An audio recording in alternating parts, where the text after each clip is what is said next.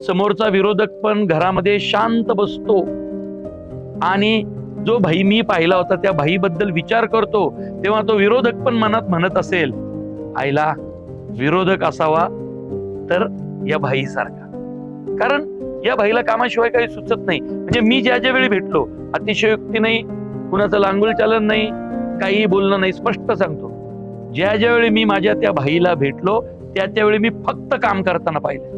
मग पहाटे 3 असो, पहाटे 4 असो, पहाटे 5 असो, दुपारी 2 असो किंवा सकाळी 10 असो, भाई अविरतपणे काम करत असतो. कारण माझ्या भाईचा जो गुरु होता तो अविरत भगवा 24 तास जपत होता. त्यामुळं मी पाहिलेला भाई बाबांनो हा असा आहे, माणसांसाठी राबणारा, विचारसरणीसाठी राबणारा, तत्वांसाठी राबणारा भाई मी पाहिला. एकदा एखादा शब्द दिला